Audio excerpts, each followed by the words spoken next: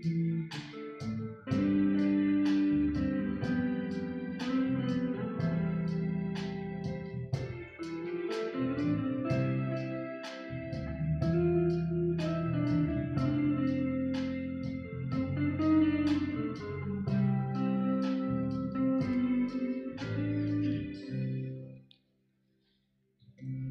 Tuhan, sidang jemaat yang dikasihi Tuhan, sore ini kita semua dalam keadaan yang baik dan kita akan masuk dalam ibadah. Kita yakin setiap kali kita datang kepada Tuhan, kita pasti diberkati. Mari kita siapkan hati kita, saya undang semua bangkit berdiri, kita akan naikkan pujian, Ku Cari Wajah-Mu.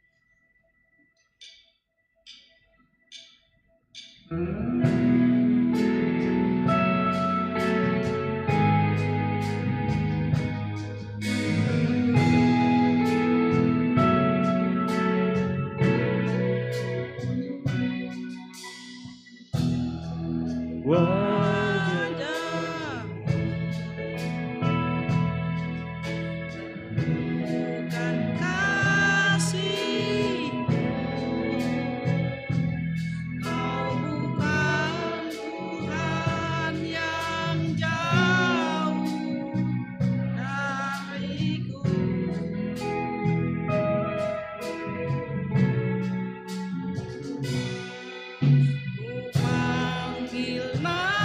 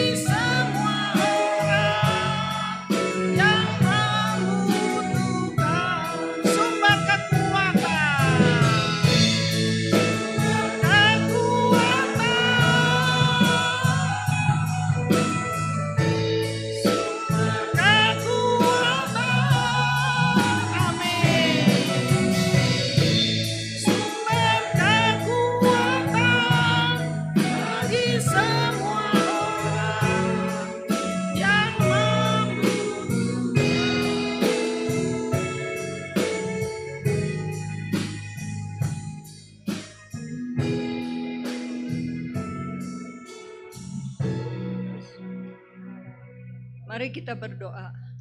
Terima kasih Tuhan, Bapa kami yang ada di dalam surga, Bapa kami yang ada bersama-sama dengan kami saat ini juga Tuhan. Kami mengucap syukur untuk sore hari ini kalau kami boleh kembali datang kepadamu Tuhan bersama dengan saudara-saudara kami. Kami ingin ya Tuhan Yesus datang kepadamu Tuhan memuji dan membesarkan namamu.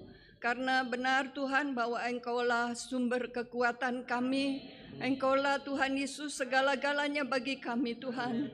Itu sebabnya kami ada di dalam tempat ibadah ini ya Tuhan Yesus. Kami rindu Tuhan Engkau memuaskan jiwa kami.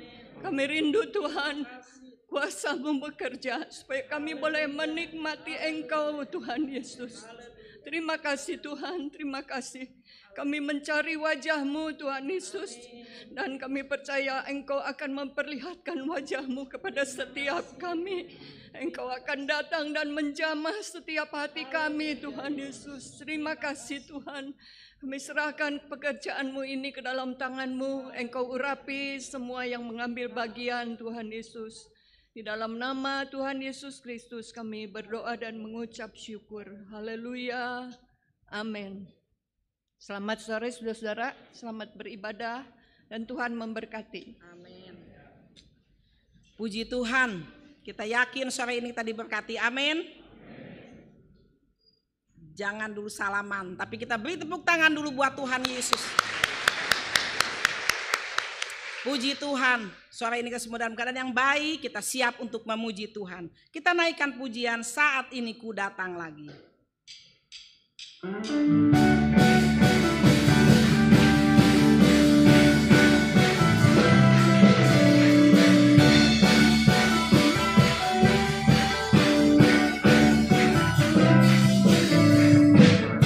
Ini ku datang,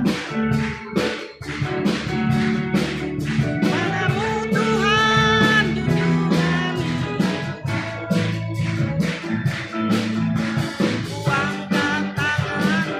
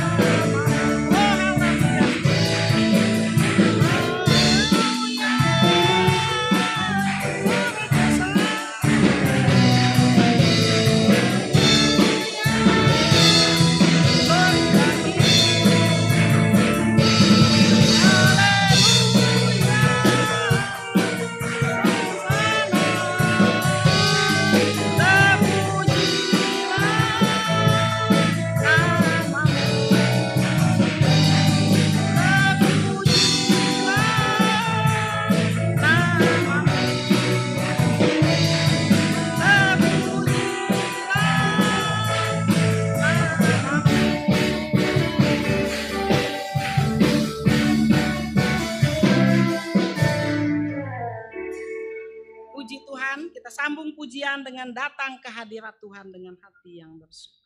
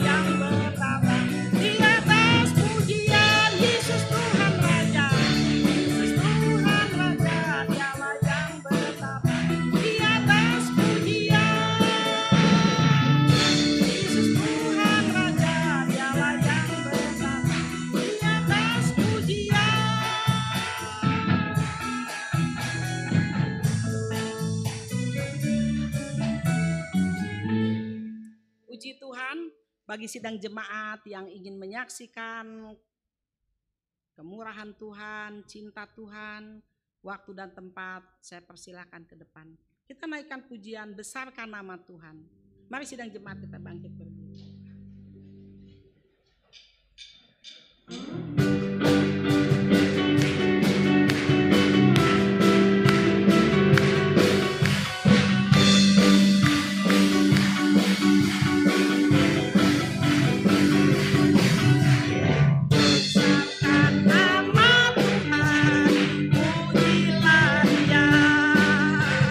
Kemurahan-Nya besar, tiada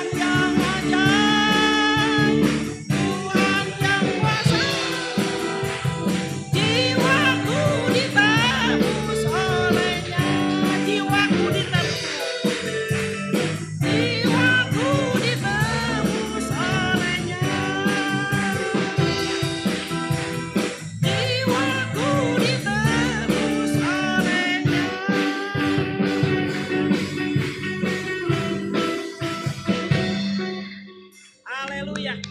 Puji Tuhan. Silakan duduk. Kita naikkan pujian, mari kita sama-sama puji namanya. Bila ada yang mau bersaksi, masih ada waktu, silakan ke depan.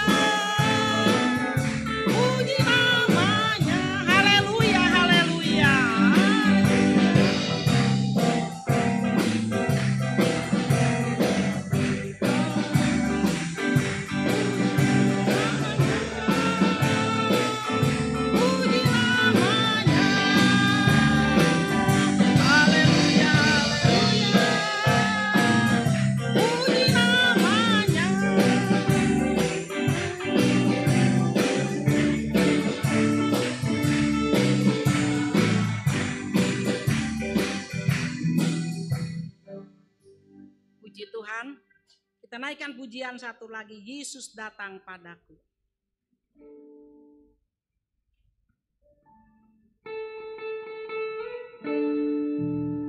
Mari saudara kita bangkit berdiri.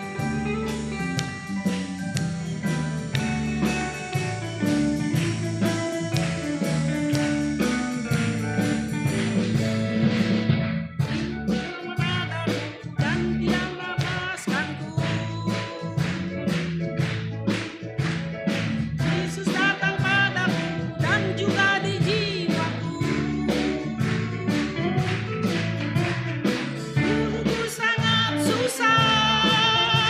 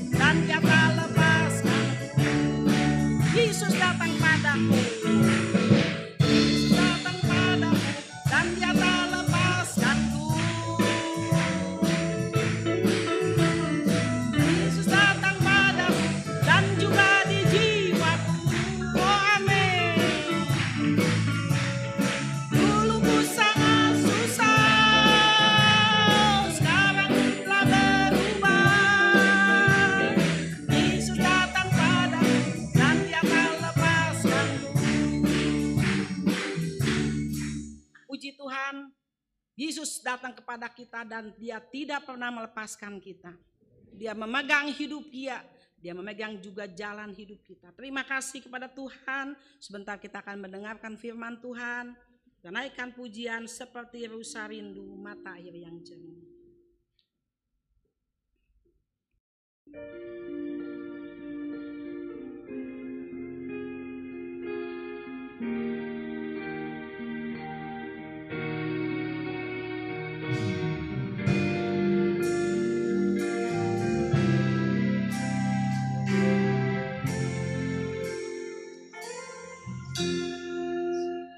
Seperti rusa, rindu mata air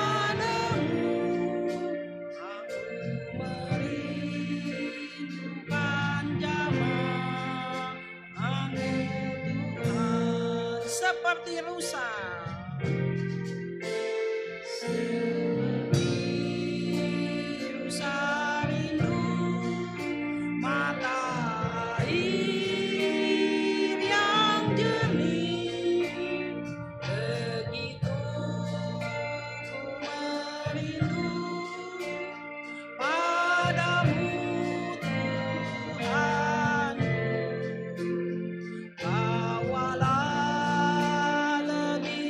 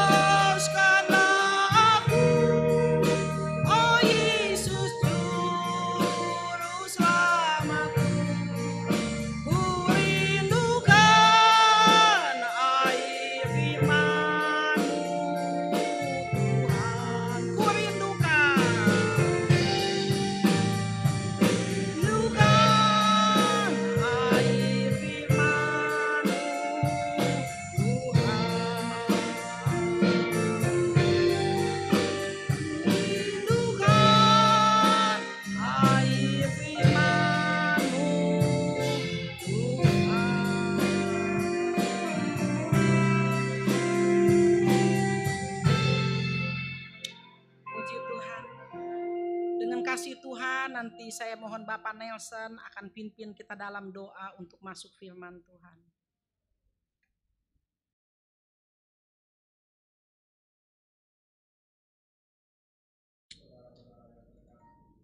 Kita bersatu di dalam doa. Haleluya. Segala puji dan syukur kami naikkan ke hadirat-Mu ya Tuhan, sebab Engkau Allah yang hidup, Allah yang baik dan Allah yang maha kuasa. Kami sangat bersyukur pada sore hari ini Tuhan, kalau kami boleh ada di rumah-Mu untuk memuji, memuliakan, menyembah Engkau Tuhan. Biarlah puji-pujian penyembahan kami boleh berkenan di hadapan Engkau. Terima kasih Tuhan Yesus, terima kasih atas kebaikan-Mu. Dan bila sebentar kami Tuhan untuk mendengarkan sebahagian dari firman-Mu, biarlah firman-Mu Tuhan menjadi kekuatan dan menjadi penolong kami. Dan firman-Mu Tuhan menjadi berkat bagi kami. Terima kasih Bapa, terima kasih. Urapi hati dan pikiran kami, agar apa yang kami dengar, apa yang kami peroleh Tuhan, boleh kami lakukan dan boleh kami laksanakan. Terima kasih Tuhan, terima kasih. Urapi hamba-Mu yang akan menyampaikan firman-Mu Tuhan. Biarlah Engkau sendiri yang berkata-kata, agar firman-Mu Tuhan boleh berbuah dan berhasil di dalam kehidupan kami. Terpujilah Engkau ya Tuhan kami. Di dalam nama Yesus Kristus kami berdoa dan mengucap syukur. Haleluya. Amin. Puji Tuhan, sidang jemaat silakan duduk. Pelayanan selanjutnya saya serahkan kepada Ibu Herlina Budiawan yang akan melayani kita dengan firman Tuhan.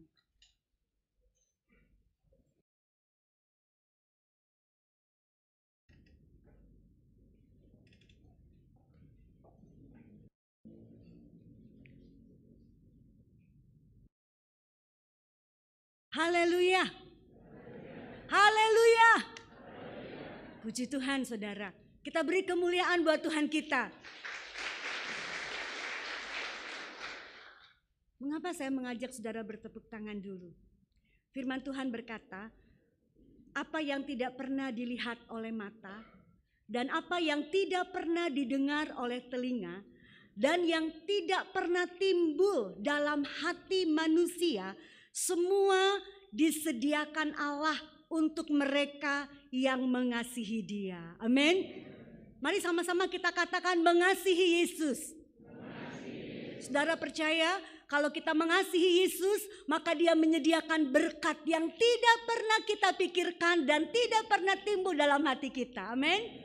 Haleluya, puji Tuhan. Sama-sama kita akan melihat firman Tuhan pada sore hari ini. Kita akan membaca Alkitab kita di dalam Yohanes pasal 21 ayat 15 sampai 19. Kita akan membaca ayat ini secara bergantian. Yohanes pasal 21 ayat 15 sampai 19.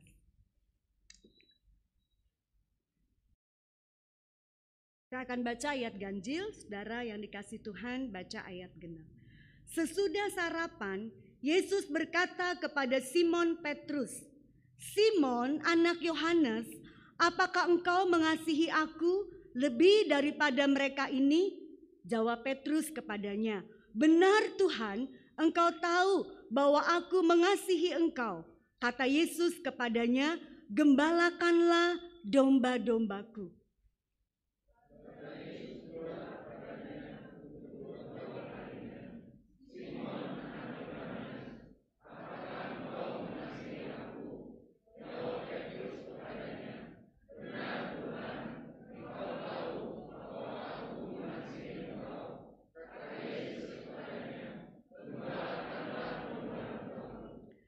Kata Yesus kepadanya untuk ketiga kalinya, "Simon, anak Yohanes, apakah engkau mengasihi aku?"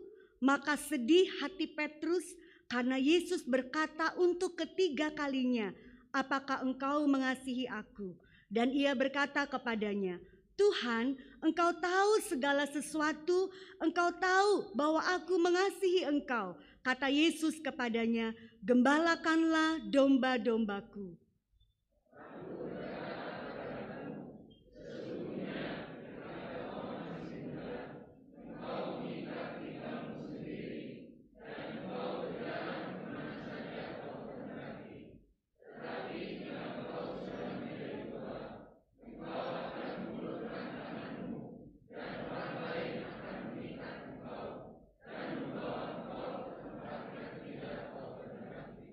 Dan hal ini dikatakannya untuk menyatakan bagaimana Petrus akan mati dan memuliakan Allah.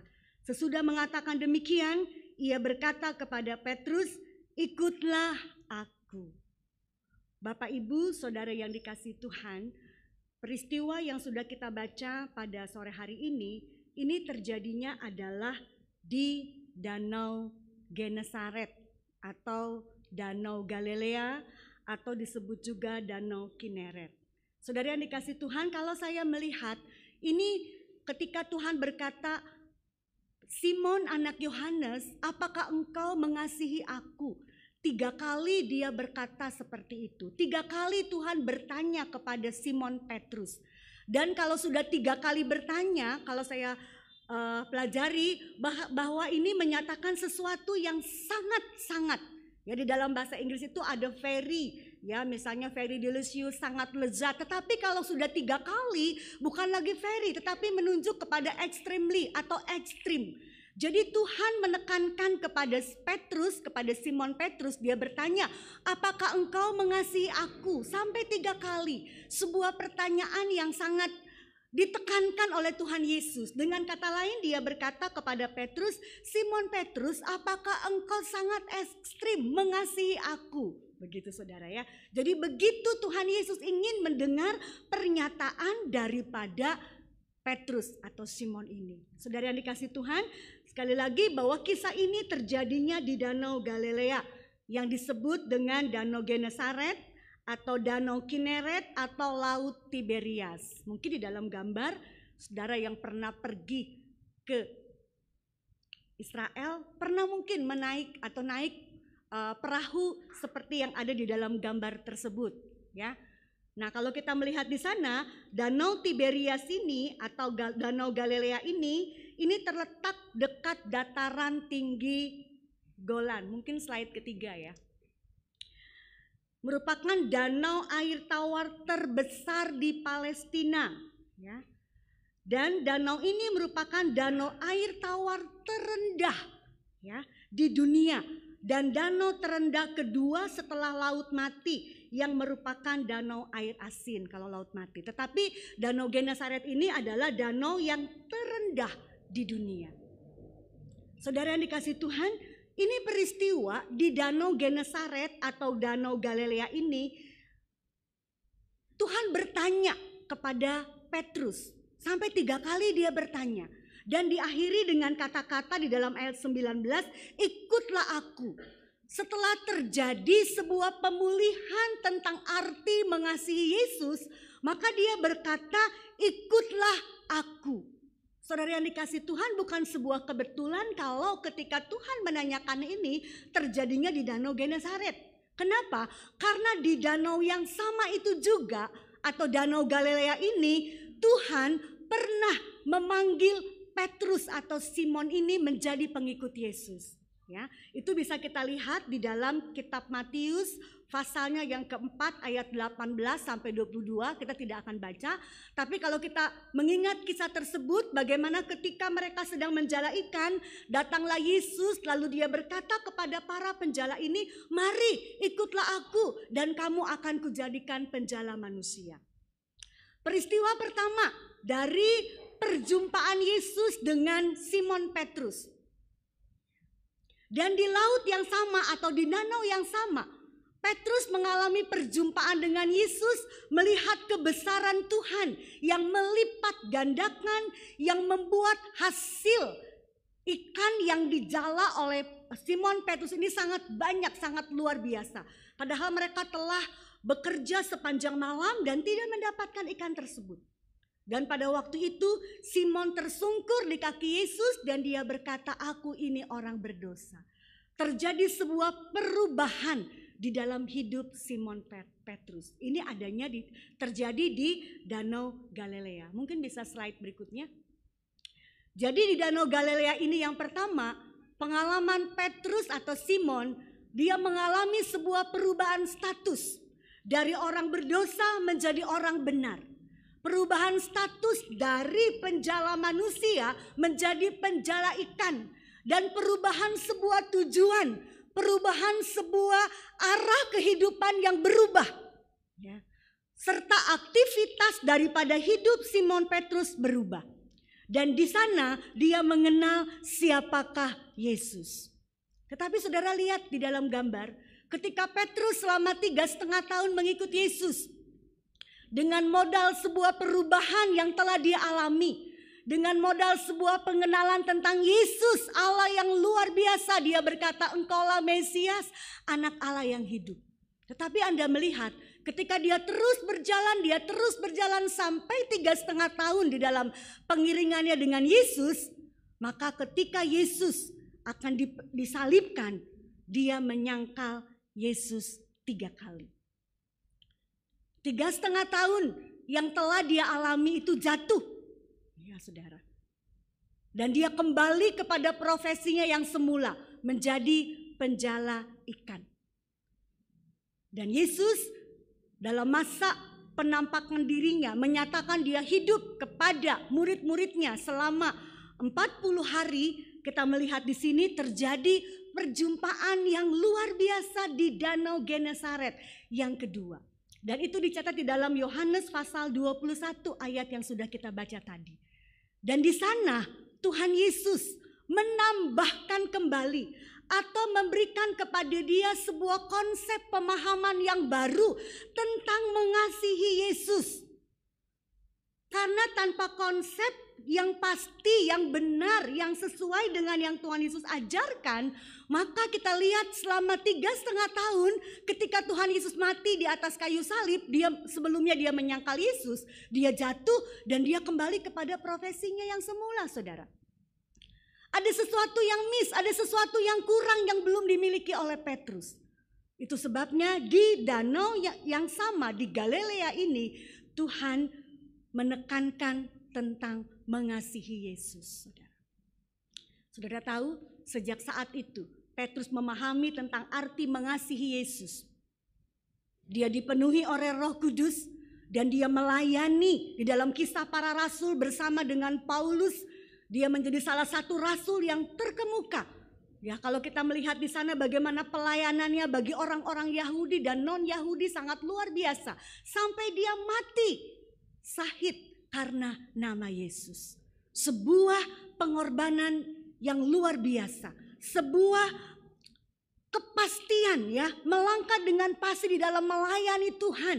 Tanpa dia digentarkan oleh masalah-masalah hidup. Karena dia tahu apa arti mengasihi Yesus. Amin saudara. Saya percaya kalau kita memahami tentang arti mengasihi Yesus, maka masalah apapun, persoalan apapun, itu tidak akan pernah menghambat saudara untuk tetap setia di dalam Tuhan. Ya, untuk tetap setia melayani Tuhan. Saudara, mari sama-sama kita akan melihat apa sih arti melayani atau mengasihi Yesus ini. Ya, saudara, saya dapat rangkumkan bahwa segala aktivitas dalam mengikut Yesus ya harus berdasarkan mengasihi Yesus. Jadi semua aktivitas kita di dalam mengiring Yesus harus didasarkan dengan pemahaman yang benar mengasihi Yesus. Ya, mari sama-sama kita lihat di dalam Yohanes 21 ayat 15 sampai 16. Mungkin bisa dimunculkan ayat ini. Kita melihat di sana Tuhan Yesus berkata kepada Simon Petrus, "Simon anak Yohanes, apakah engkau mengasihi aku?" Ya. Lalu di dalam ayatnya yang ke-16 juga Tuhan mengatakan kata yang sama. "Simon anak Yohanes, apakah engkau mengasihi aku?" Dan ayat 15 serta ayat 16 ini, kata mengasihi itu menggunakan kata yang sama, yaitu menggunakan kata agapau. Ya. Kata agapau. Ya. Kasih agape itu merupakan kasih yang tertinggi. Kasih tanpa syarat. Kasih tanpa batas. Kasih yang tidak dipengaruhi oleh siapapun dan oleh apapun. Itu kasih agape. Itu adalah kasih Allah. Dan kasih agape ini adalah kasih yang tidak bermodalkan kepada perasaan. Jadi kalau lagi senang dia bisa baik, tidak. Tetapi kasih yang bertindak atau kasih yang didasarkan kepada tindakan. Itu yang disebut dengan kasih agape. Dan untuk kita bisa memahami tentang kasih agape ini, itu bisa kita melihat di dalam 1 Korintus pasal 13 ayat 4 sampai 7. Ini definisi daripada kasih agape, ya. 1 Korintus pasal 13 ayat 4 sampai 7. Mari kita baca ayat ini. Inilah definisi dari kasih agape. Kita baca bersama-sama 2, 3. Kasih itu sabar, kasih itu murah hati, ia tidak cemburu, ia tidak memegahkan diri dan tidak sombong. Ia tidak melakukan yang tidak sopan dan tidak mencari keuntungan diri sendiri. Ia tidak pemarah dan tidak menyimpan kesalahan orang lain. Ia tidak bersukacita karena ketidakadilan, tetapi karena kebenaran. Ia menutupi segala sesuatu, percaya segala sesuatu, mengharapkan segala sesuatu, sabar menanggung segala sesuatu. Saudara, ini adalah definisi daripada kasih agape. Jadi ketika Tuhan Yesus berkata kepada Simon Petrus, "Simon anak Yohanes, apakah engkau mengasihi aku dengan kasih agape?" 2 kali dia berkata seperti itu. Berarti sesuatu yang sangat dan harus dimiliki oleh Simon Petrus. Kalau kita baca ayat tersebut, dia tidak menjawab dengan kasih agape. Ketika dia berkata kepada Tuhan Yesus, "Benar Tuhan, engkau tahu bahwa aku mengasihi engkau." Dia menjawab dengan kata philea, kasih persaudaraan. Ya. Saudara, kasih yang terbatas, kasih yang bisa hilang bila tidak terjadi sebuah relasi yang intens, itu kasih persaudaraan, saudara. Kasih yang dipengaruhi oleh situasi, kasih yang bisa dipengaruhi juga oleh seseorang dan apapun, itu kasih persaudaraan. Dan bisa hilang.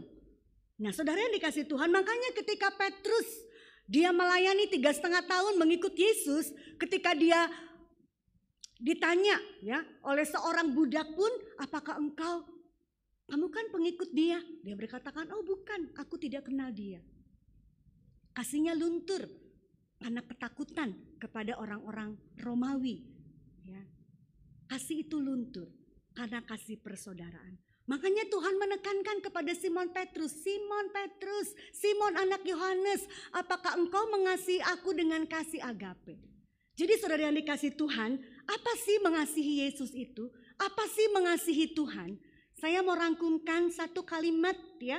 Mengasihi Tuhan itu artinya adalah menunjukkan atau mendemonstrasikan kasih agape. Jadi ketika kita berkata aku mengasihi Yesus, seperti yang diajarkan oleh Tuhan Yesus di dalam Yohanes 21, artinya apa? Artinya kita mendemonstrasikan kasih agape. Kita menyatakan kasih agape. Kita menunjukkan kasih agape. Kita tidak bisa berkata Tuhan aku mengasihi engkau tetapi kita sombong. Kita tidak bisa berkata Tuhan aku mengasihi engkau tetapi kita tidak sabar. Karena yang diminta oleh Tuhan adalah apakah engkau mengasihi aku dengan kasih agape. Jadi Bapak Ibu saudara yang dikasih Tuhan, ketika kita berkata aku mengasihimu Yesus, saudara harus ingat, kita harus mendemonstrasikan, kita harus menunjukkan, kita harus menyatakan kasih agape. Ya. Dan saya rindu kita bisa menghafal 1 Korintus 13 tersebut saudara. Dan kita menyatakannya, kita menunjukkannya. Ya, karena firman Tuhan katakan di sana bahwa apapun yang kita buat untuk salah satu dari sesamamu yang paling hina sekalipun, kamu telah melakukannya untuk Yesus. Ketika kita sabar, ketika kita baik, Ya, ketika kita tidak sombong, ketika kita tidak menaruh dendam, menaruh iri hati, kita mendemonstrasikan itu, ya, kita sebenarnya sedang melakukannya untuk Tuhan. Ya, itu bisa kita baca di dalam Matius pasal 25 ayat 40. Ya, mari kita baca saja saudara ya. Matius 25 ayat 40. Matius pasal 25 ayat 40.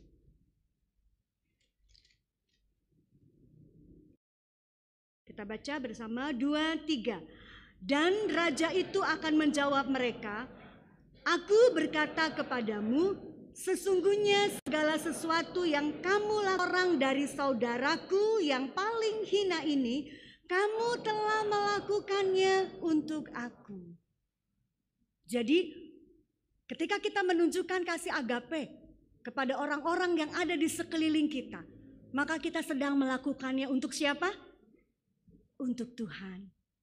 Untuk Tuhan Yesus yang kita cintai. Dan inilah sesungguhnya yang Tuhan inginkan.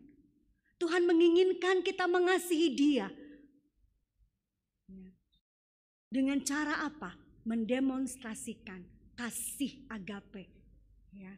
Bukan kasih persaudaraan, tetapi kasih agape. Sabar, murah hati, tidak cemburu, tidak bersuka cita karena ketidakadilan, dan lain sebagainya. Percaya segala sesuatu, sabar menahan segala sesuatu, tidak sombong, tidak memegahkan diri. Ketika kita melakukan hal itu, saudara, kita bukan hanya saja tidak menyakiti orang-orang yang ada di sekitar kita. Kita bukan hanya saja memberkati orang-orang yang ada di sekitar kita. Tetapi ketika kita melakukan itu, berarti kita melakukannya untuk Tuhan kita Yesus Kristus.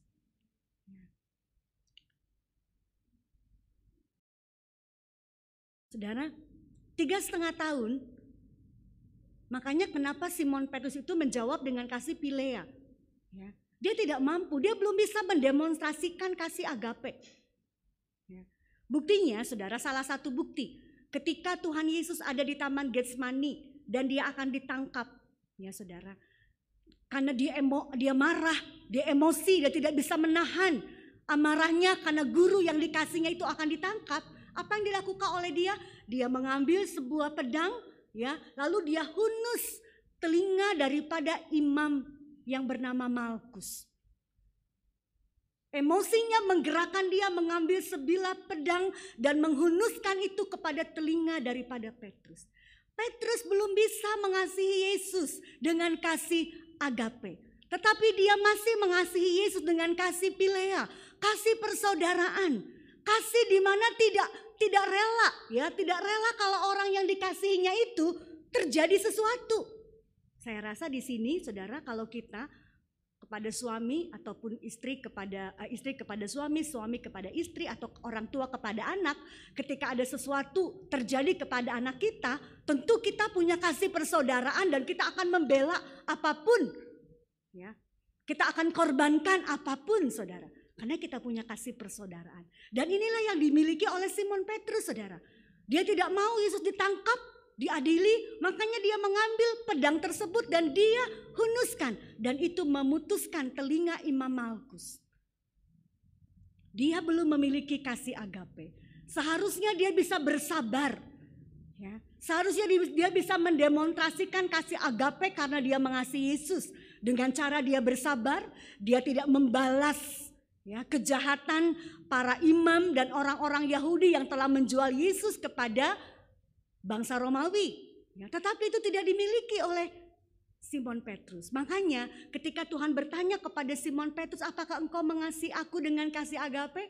Dia hanya menjawab, benar Tuhan, aku mengasihi engkau. Tetapi menggunakan kata Pileo, kasih persaudaraan.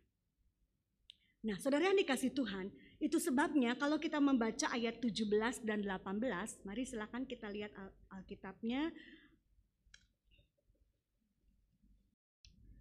Yang ketiga, saudara, di dalam pasal 17-18, kata Yesus kepadanya untuk ketiga kali. Nah, saudara, Ketika Yesus berkata kepada Simon untuk yang ketiga kali, "Simon, anak Yohanes, apakah engkau mengasihi aku?"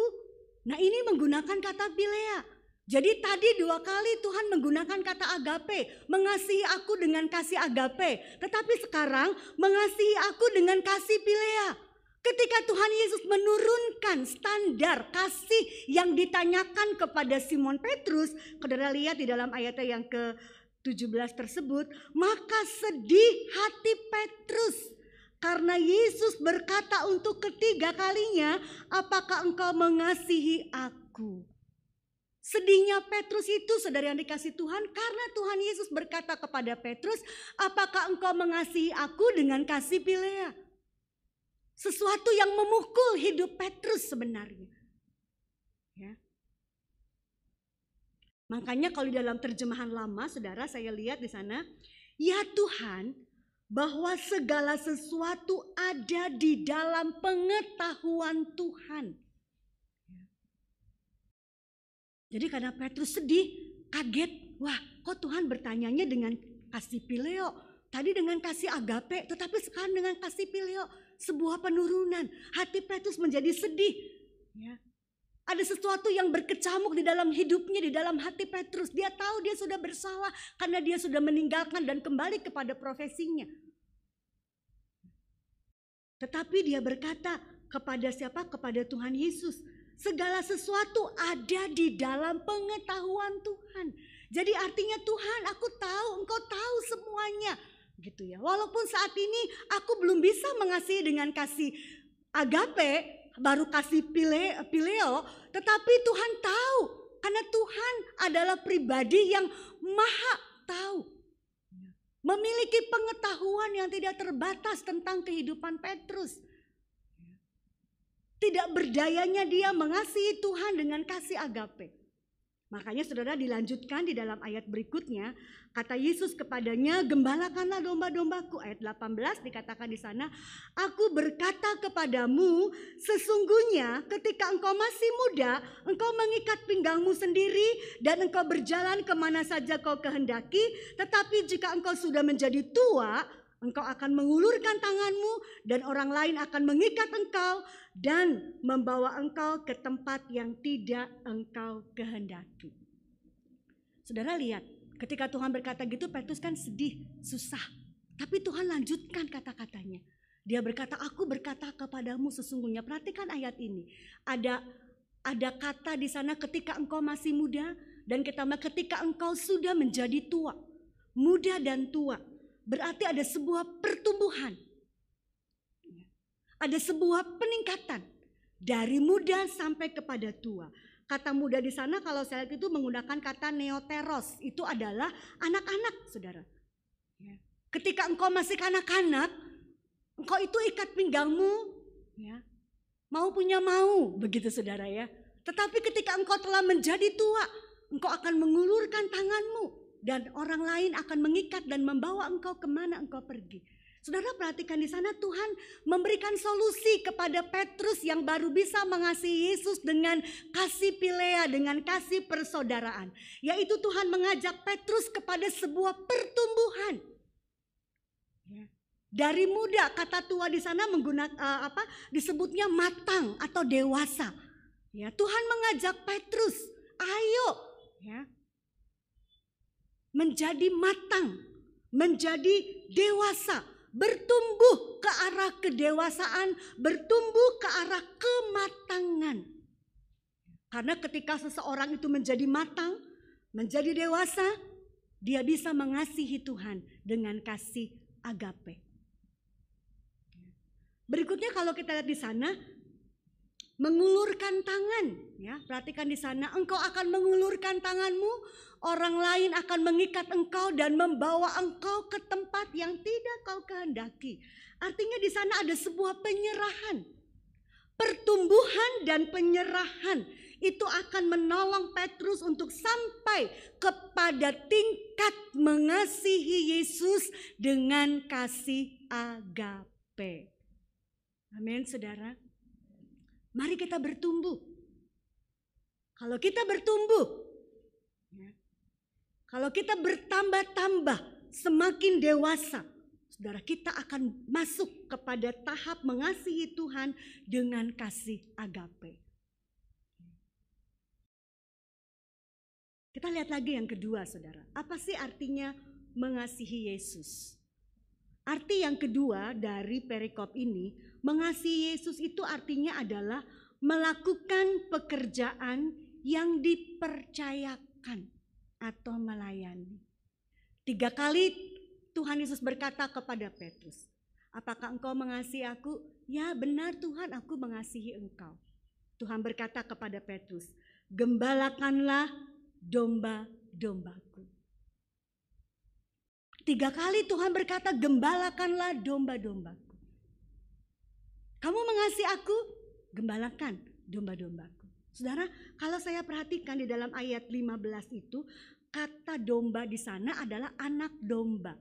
Tetapi di dalam ayat 16 dan 17 itu adalah segala dombaku. Di ayat yang pertama itu anak domba, kecil berarti. Tetapi di ayat 16-17 gembalakanlah segala dombaku atau domba-dombaku semua, baik yang kecil maupun yang besar. Saudara yang dikasih Tuhan, ini memberikan pemahaman kepada kita. Bukan berarti saudara menjadi gembala-gembala semua. Tetapi apa maksudnya bagi kita? Artinya saudara yang dikasih Tuhan, kalau kita berkata bahwa kita mengasihi Yesus, kita mau melakukan pekerjaan yang dipercayakan Tuhan. Walaupun, perhatikan, itu sesuatu yang kecil. Amin.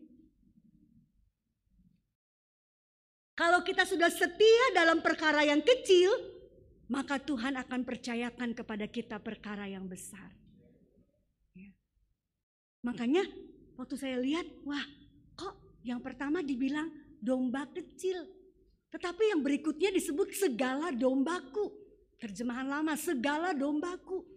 Artinya Tuhan mau kita memulai dari perkara yang kecil yang dipercayakan Tuhan kepada kita. Amin saudara. Kalau kita mengasihi Tuhan, buktikan bahwa kita setia dalam perkara yang kecil. Coba kita baca ayatnya Lukas pasal 16 ayat 10. Kita baca bersama-sama.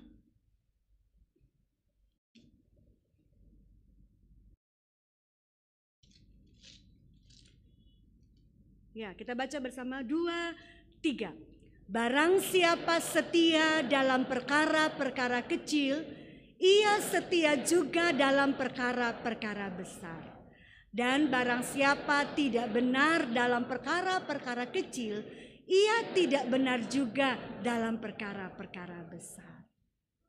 Gembalakanlah anak dombaku.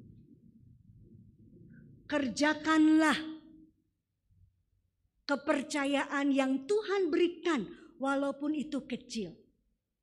Kalau kita sudah setia, Tuhan akan berikan kepada kita, dikatakan segala domba. Berarti sesuatu yang lebih besar, sesuatu yang lebih banyak akan dipercayakan kepada kita. Setia dalam perkara kecil. Saudara yang dikasihi Tuhan, kalau kita tidak belajar setia dalam perkara kecil, kita tidak melihat hal-hal besar yang Tuhan akan nyatakan kepada kita. Lalu saya berpikir kembali, kenapa Tuhan menggunakan istilah gembala? Kenapa Tuhan tidak berkata kepada Petrus, apakah engkau mengasihi aku? Lalu dia berkata, ya Tuhan aku mengasihi engkau. Kenapa Tuhan tidak berkata, kerjakanlah, kembangkanlah talenta atau jadilah penjaga kebun anggurku? Tidak. Tapi Tuhan katakan istilah menggunakan kata gembala. Dalam terjemahan lama itu peliharakanlah, gembalakanlah. Ya. Karena saudara yang dikasih Tuhan, ketika saya renungkan, tugas seorang gembala itu adalah menjaga, merawat, memberi makan, ya bosko pemainnya itu. Lalu saudara, apa tujuannya dia merawat, menjaga, memberi makan? Supaya ada perkembangbiakan dari domba-domba yang dijaganya itu. Dengan kata lain, saudara yang dikasihi Tuhan, Tuhan menggunakan istilah gembala. Dalam hal ini, ketika kita melakukan pekerjaan yang dipercayakan kepada kita, kita harus memiliki hati gembala. Hati yang merawat kepercayaan yang diberikan, hati yang bisa menjaga kepercayaan yang diberikan, bahkan hati yang bisa menumbuh kembangkan ya, pekerjaan yang dipercayakan kepada kita. Apa pekerjaan yang Tuhan percayakan kepada kita, saudara? Walaupun mungkin itu hal yang kecil, menyapu lantai ini misalnya, mengepel lantai ini misalnya, saudara, itu perkara kecil. Ya. Tetapi firman Tuhan mau dari perkara yang kecil ini kita bertanggung jawab menumbuh kembangkan. Artinya tidak ada yang rusak, malah bertambah, malah semakin baik lagi. Mungkin kalau dulu lantainya tidak kinclong, sekinclong apa ya saudara ya. Tapi mungkin ketika dipercayakan kepada kita, wah semakin bersih lagi. Berarti ada sebuah peningkatan. Amin saudara. Peran apapun yang Tuhan percayakan kepada kita, mari kita belajar memiliki hati gembala di dalam melakukan semua tugas-tugas kepercayaan yang sudah Tuhan berikan kepada kita melalui ibu gembala kita yang ada. Karena ini sebagai bukti bahwa kita mengasihi Tuhan. Ya. Yang berikut saudara, yang ketiga, poin yang ketiga, apa artinya mengasihi Yesus? Ternyata mengasihi Yesus ini juga artinya adalah mengikut Yesus. Di dalam ayatnya yang ke-19, ketika Petrus sudah diberikan solusi, kamu hanya bisa mengasihi aku dengan kasih Philea, kasih persaudaraan. Kamu mau bertumbuh, istilahnya gitu ya, memiliki kasih agape, ayatnya yang ke-18. Bertumbuh dari kondisi yang muda sampai kepada tua, memiliki pertumbuhan, memiliki penyerahan yang penuh. Dan ayat yang ke-19 kalau kita melihat di sana, ini nubuat tentang apa yang akan terjadi kepada Petrus, bahwa dia akan mati syahid dan akan memuliakan Allah. Ya. Jadi kita lihat di sini bahwa kalau kamu bertumbuh nih, ya, kalau kamu ketika engkau masih muda engkau mengikat pinggangmu, berjalan kemana yang engkau kehendaki, tetapi engkau bertumbuh sekarang menjadi matang, menjadi dewasa, karena setia dalam perkara yang kecil, maka kita lihat di sini dalam ayat yang ke-9 bahwa Simon Petrus, dia akan menjadi pelayan Tuhan yang luar biasa. Bahkan sampai mati syahid sekalipun dia rela melakukan hal itu karena dia mengasihi Tuhan dengan kasih agape. Nah, di dalam ayat yang ke-19 ini diakhiri dengan kata, sesudah mengatakan demikian, ia berkata kepada Petrus, ikutlah aku. Kata ikutlah aku di sana itu menggunakan kata akolautewo. Di Danau Genesaret, di Danau Galilea yang sama, ketika dia pertama kali mendengar Yesus berkata, ikutlah aku, dia tinggalkan semua jalannya, dia tinggalkan semua perahunya, dia tinggalkan semua dan ikut Yesus. 3,5 tahun telah berlalu dan sekarang Yesus akan naik ke surga. Dia juga berkata kepada Simon Petrus, ikutlah aku Theo. Sebuah pemulihan yang dialami oleh Petrus tentang mengikut Yesus. Mengikut Yesus dengan segala aktivitas, dengan segala kegiatan yang dilakukan, itu harus ditambah dengan dasar yang benar, yaitu mengasihi Yesus. Semua lakukan dengan dasar yang benar, yaitu mengasihi Yesus. Amin. Kalau kita melakukan semua kegiatan-kegiatan pelayanan kita, melakukan semua aktivitas kita mengiring Yesus, semua didasarkan dengan kasih agape, saudara. Maka seperti yang firman Tuhan katakan, bahwa apa yang tidak pernah kamu lihat, apa yang tidak pernah kamu dengar, itu yang disediakan Tuhan bagi kita. Saudara akan melihat perkara-perkara besar terjadi. Saudara akan melihat hal-hal yang tidak pernah engkau pikirkan, itu akan terjadi di dalam kehidupan saudara. Amin. Mari kita baca ayat ini sebagai ayat terakhir, 1 Korintus pasal 2 ayat 9.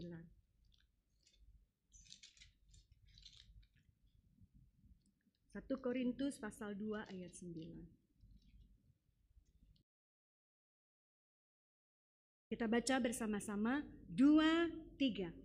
Tetapi seperti ada tertulis, apa yang tidak pernah dilihat oleh mata dan tidak pernah didengar oleh telinga dan yang tidak pernah timbul di dalam hati manusia, semua yang disediakan Allah untuk mereka yang mengasihi Dia. Amin, saudara. Saudara percaya bahwa Tuhan menyediakan hal-hal yang tidak pernah kita duga. Tuhan menyediakan hal-hal yang tidak pernah timbul di dalam pikiran kita sekalipun. Dia sediakan bagi kita yang mengasihi Dia. Amin, saudara. Para pemusik dapat tampil ke muka. Sebelum kita berdoa, saudara, saya teringat kepada sebuah kisah di dalam Alkitab. Ketika Simon orang Farisi mengadakan sebuah perjamuan makan. Dia mengundang Yesus sebagai rasa kasihnya kepada Yesus. Meskipun dimotivasi dengan hal-hal yang tidak benar. Yesus datang ke rumah Simon dan dia makan bersama. Tetapi ketika perjamuan makan itu terjadi, datanglah seorang wanita yang berdosa. Yang terkenal sangat berdosa di kota tersebut. Dia datang kepada Tuhan Yesus. Dia tahu Tuhan Yesus adalah seorang yang sangat luar biasa. Dia tahu dia orang berdosa dan tidak bisa berbuat apa-apa. Tetapi dia memiliki sebotol atau minyak wangi di dalam buli-buli hidupnya.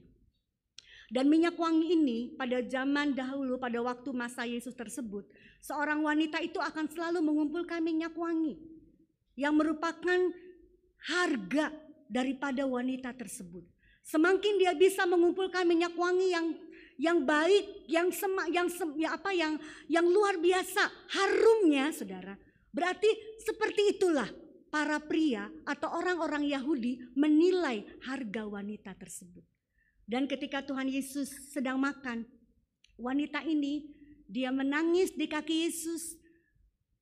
Dia mengambil, dia menyeka kaki Yesus yang telah penuh dengan air mata tersebut dengan rambutnya yang menggambarkan tentang sebuah kehormatan. Lalu dia mulai menuangkan minyak tersebut, sesuatu yang berharga, sebagai rasa kasihnya kepada Tuhan. Dia curahkan di kaki Yesus. Tuhan Yesus berkata, dia memuji wanita tersebut. Dia berkata, Simon, sejak aku datang, engkau tidak membasuh kakiku dengan air.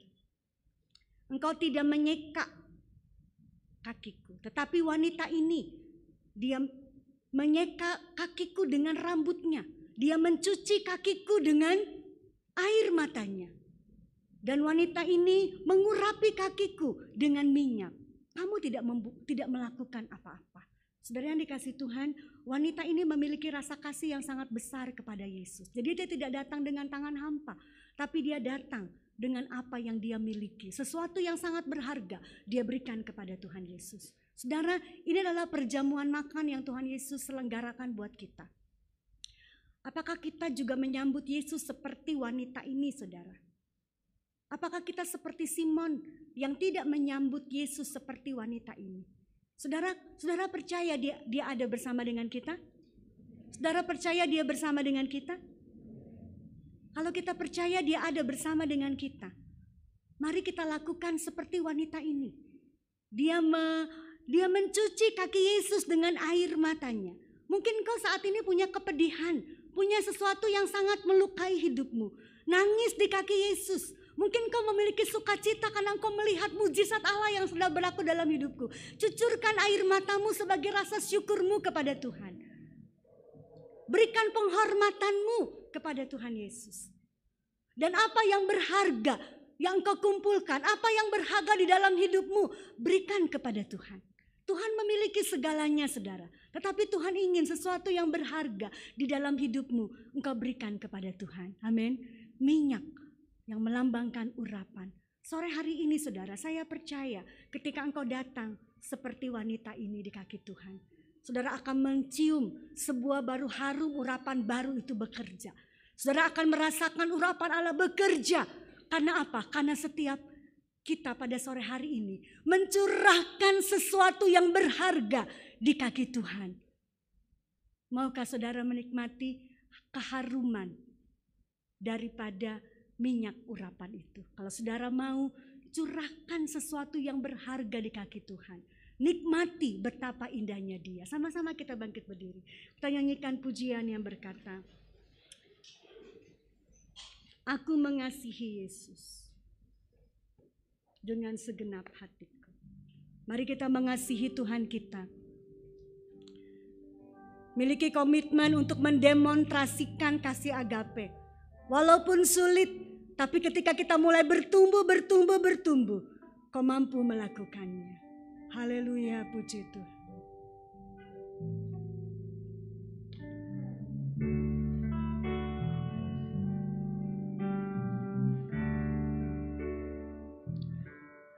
Aku mengasihi Engkau Yesus dengan segenap hatiku. Aku mengasihi Engkau Yesus dengan segenap jiwaku. Aku mengasihi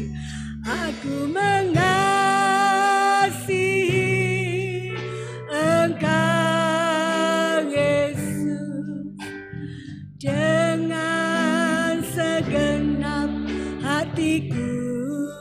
Aku mengasihi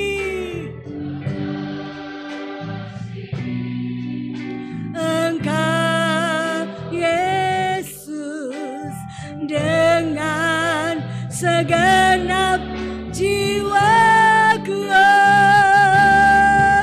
Renungkan firman-Mu siang dan malam.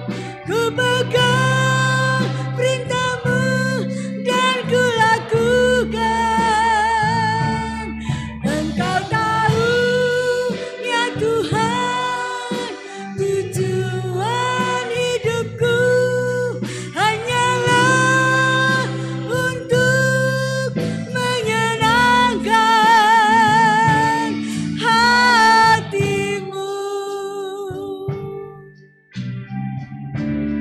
Katakan dari hatimu, aku mengasihi. Amin. Katakan dari hatimu bahwa engkau mengasihi Yesus. Oh, haleluya. Mengasihi Engkau Yesus dengan segenap jiwaku. Renungkan firman-Mu, amin. Oh, haleluya. Dan ku lakukan. Ya Tuhan, tujuan hidupku hanyalah untuk menyenangkan hati-Mu. Ku renungkan firman-Mu, amin, haleluya. Oh Yesus, perintah-Mu dan ku lakukan. Engkau tahu ya Tuhan, tujuan hidupku hanyalah untuk menyenangkan hati-Mu. Oh, sembah Dia, haleluya.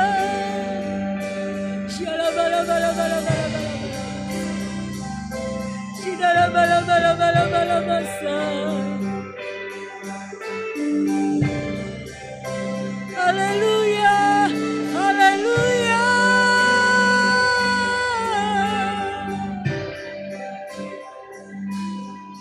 Oh, haleluya.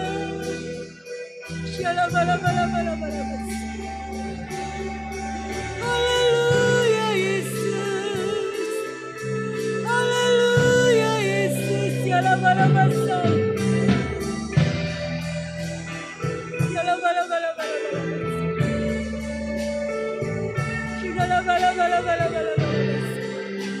Oh, haleluya.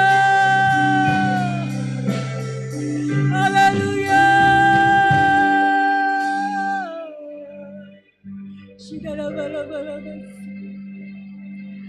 Engkau tahu ya Tuhan tujuan. Terima kasih Tuhan Yesus.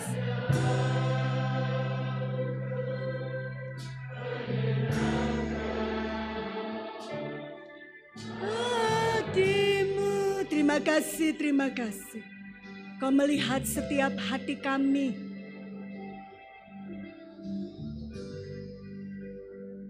Terima kasih Tuhan. Apapun keadaan kami pada sore hari ini, kehadiran Tuhan cukup bagi kami. Kami percaya Tuhan, ketika kami mendengar firman-Mu, kami percaya kepada firman-Mu, maka firman-Mu mengubahkan kami menjadi orang-orang yang mampu mengasihi Tuhan dengan kasih Tuhan.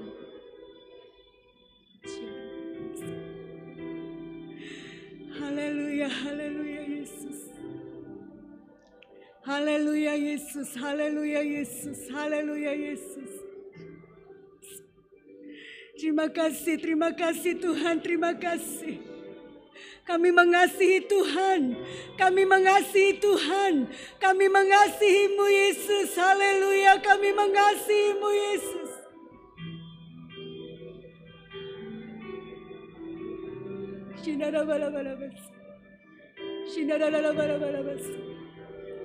Oh, haleluya, haleluya. Diberkatilah setiap orang yang mengasihi-Mu pada sore hari ini. Oh, haleluya.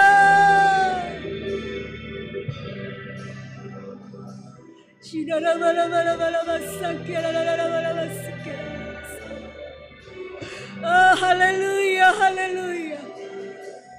Haleluya, haleluya. Kami percaya kepadamu Tuhan, bahwa janji-Mu bagi kami, bahwa berkat-Mu bagi kami, bahwa kami akan kembali ke rumah kami dengan membawa damai dan sejahtera yang daripada Engkau. Pemulihan terjadi di dalam setiap hidup kami.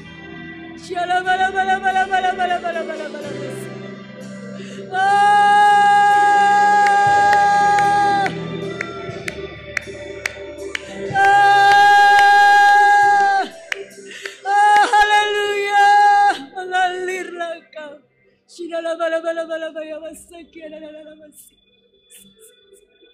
Haleluya, haleluya, haleluya Yesus.